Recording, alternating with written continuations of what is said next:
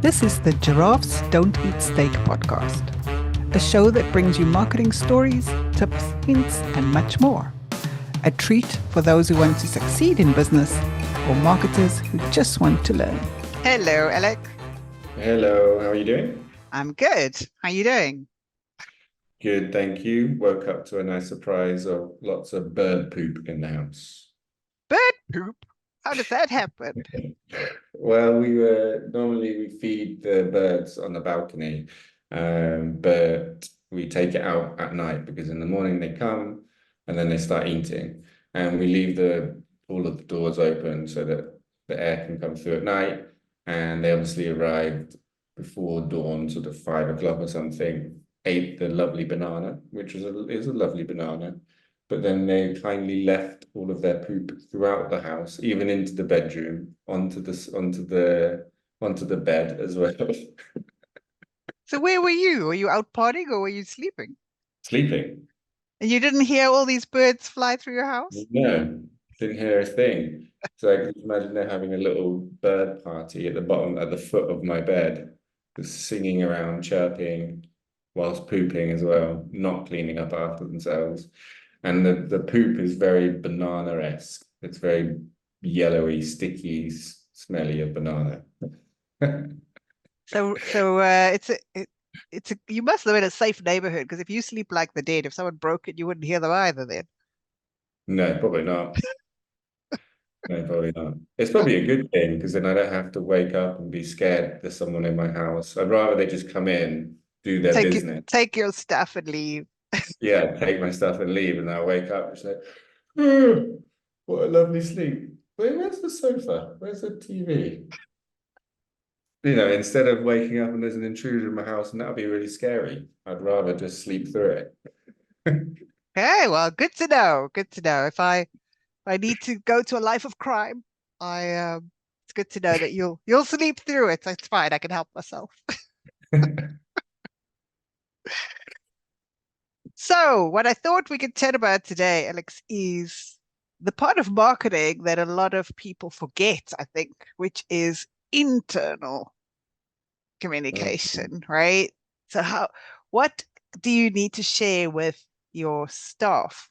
And the example that I've got is, for example, if you're doing a newsletter to customers, in my head, it should go to especially your customer facing staff first, so Right. that if they're talking to someone and they go, "Oh, I saw this awesome thing you did in your newsletter," they know about it and aren't taken by surprise.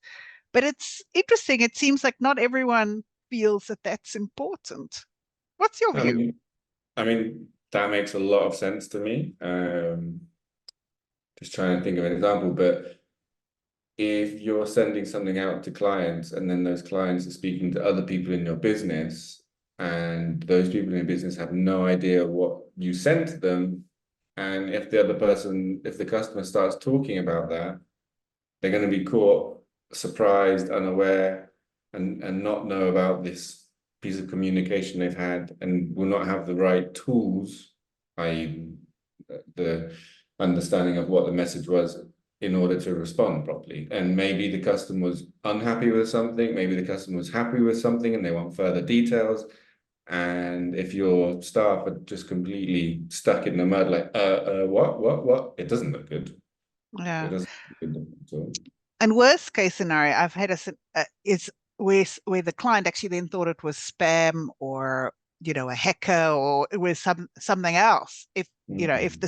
If the I person was they're like, talking what? to in your in your Yeah, company doesn't know about it, then maybe it was. that's true. I didn't think about that. That's actually a very legit reason. Yeah. So then But this it's the same as sales, though. Like if you're doing a marketing campaign, your sales team needs to know what your marketing campaign is. There's no exactly difference. the same. Yeah. And this is softer stuff. Like you may just be sharing articles or news stories or like not salesy messages, but Yeah.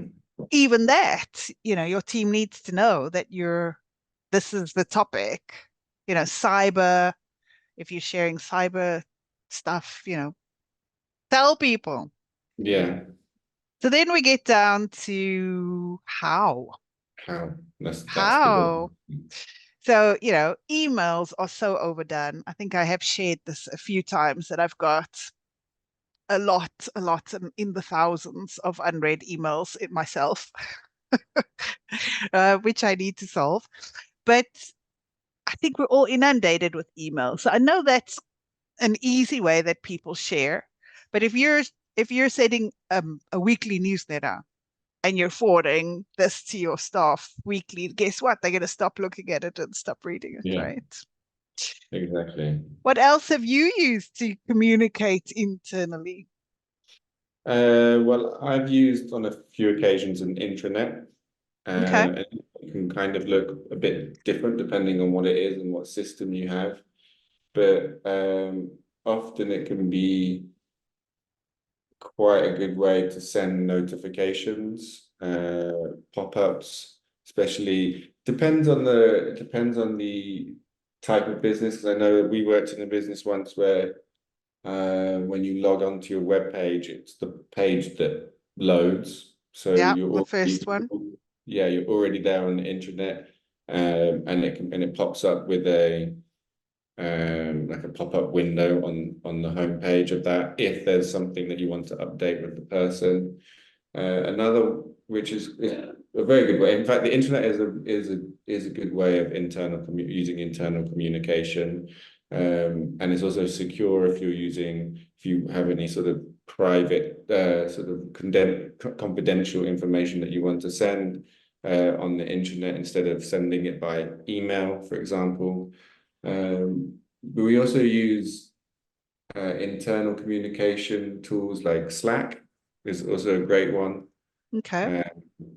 uh, because you have like a company-wide group in one of the channels, and other people use other tools. So those two, in my experience, have worked really well for internal communications.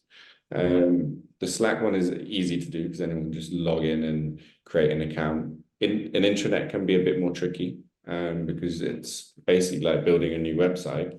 Hmm. Um, But pros and cons. I mean, if you think about Slack, I think it's loud and then you have to scroll through to see previous messages. Whereas if you build an intranet, I think you can put in rules about what's visible, things, if there's a notification area. I'm even thinking from an internet perspective, what would be good is a document storage area. Like, so the latest brochures, for example, see, this is my marketing hat. I want to own it now. So, the latest brochures to make sure everyone's got the most updated version when they're sending it out, or the letterhead, or the stuff that we get asked for on a regular basis. And then your HR team can also use that in terms of the latest policies, et cetera, so that people don't have to keep asking them. So I think there's a little bit more meat in yeah, an no, intranet site. you're absolutely spot on there.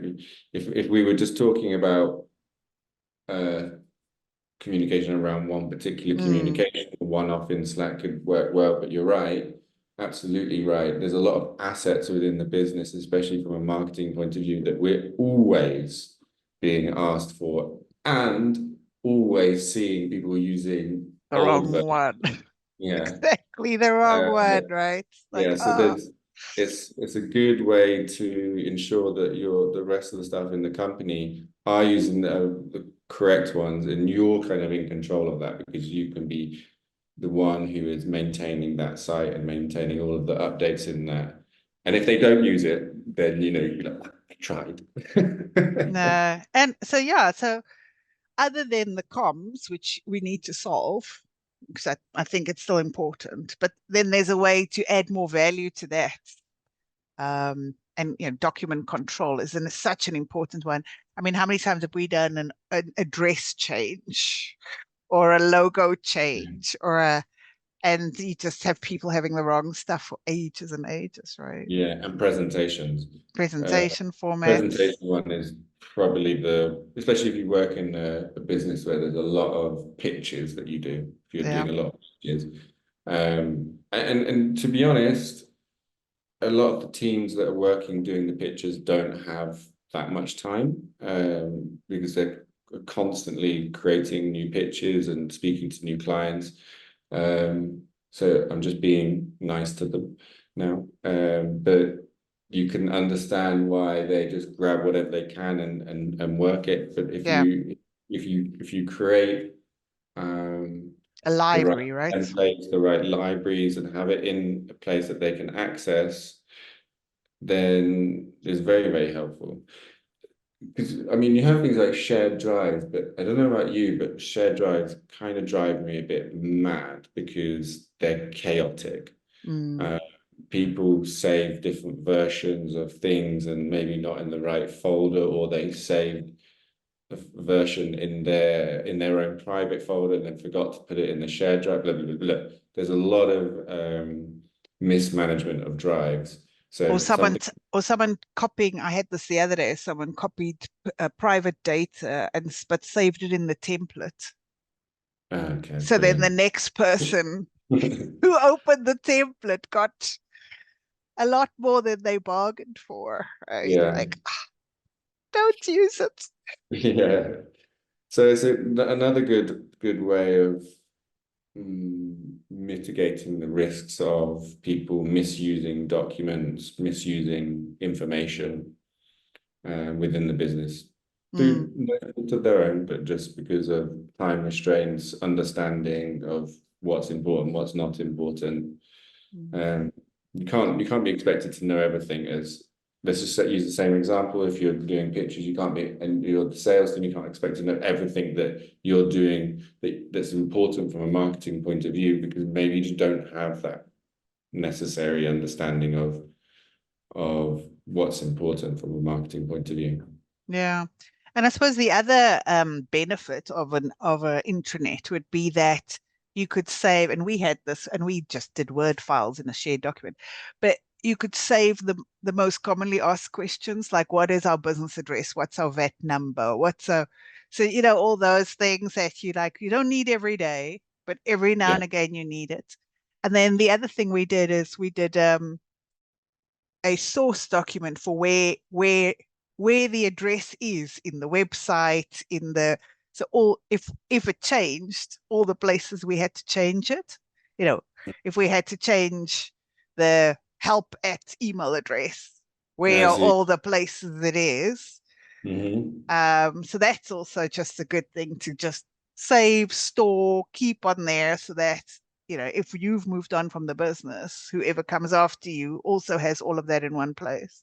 Yeah, no, I love that. It's the same with new starters as well. It's Yeah. a great place for new starters. Um, I've just been doing an intranet recently, actually, and the flow is just it's as it's for basically a new starter, because when you arrive, it's like a story of the business, the values and Okay. and then it sort of goes down into the more logistic parts of it, like how do I book my holiday, how do I claim expenses, And it's a really nice format for finding everything you need, as I said, especially for a new starter. Because often you don't know who to ask for these things when you start. You don't know who is responsible for what. But if you have all of the information there, it's super helpful, and that really helps with your internal communication to your new starters. Okay, that makes sense. Things like how do I set up my email footer? That's a Mhm. that's a common one, right? Here's the standard email footer. You click here and you save it, right? Or how do I connect to the printer? That's another one. Oh, Awesome. Okay. sorry, I went on mute then for some reason. Um, I think my finger must have landed on something. That's a really good one. I actually didn't even think about the email footer. Thank you very much. I'm going. Email Okay. I email know. footer, that's like my I know. bugbear. And I the, know. the problem when you're inside is you don't see it because often Yeah. people say don't add the footer with internal mail, Yeah. but then you get forwarded, an external mail, and that's when you see it. You go, "What is that? That's Yeah. not our footer." Yeah. Or someone, actually, you're right. When someone modifies their footer, and the formatting has gone bleh. It's gone Exactly. chaotic. Like the design part of me inside just always just thinks, how did you do that? And when you did it, did you not look at it and go, that looks a little bit different, but it's not quite right? I'm probably the person who did that. I wasn't going to say that. I wasn't going to say It was me. that. Well, I'm getting better. I'm getting better. I mean, the one that I've done is I've changed when you, for example, forward me your footer to adapt, and then I change the email address, but I don't change the link. So even though the email address says Erica at, when you click it, it still goes to Alex. But I'm The other getting side, better. yeah. I'm getting better. So quite funny, actually. Okay. So, well, we've got a lot of advantages. We started off with how to communicate, or should you communicate to front-facing staff before you communicate to your clients? And we've both agreed definitely yes. We then moved on to how. I mean, the stock standard email, but there are better options, a Slack channel if it's just once off, or even better, think about building an intranet. The more staff you have, the better you can Yeah. control the communication. Yeah. It's more upfront work, but it's worth it. Absolutely. Yeah. Absolutely. Well, great chatting to you as Cool. always, Alex. Likewise. See you again. See you next time. Bye. Bye bye. That wraps up this episode of Giraffes Don't Eat Steak. Thanks for joining us. I hope you found value in our discussion and got some new ideas to apply to your own business. Tune in next week for another round of marketing insights and inspiration. If you enjoyed this episode, please leave us a review and subscribe on Apple Podcasts, Spotify, or wherever you listen to podcasts. We appreciate you listening. Catch you next time on Giraffes Don't Eat Steak.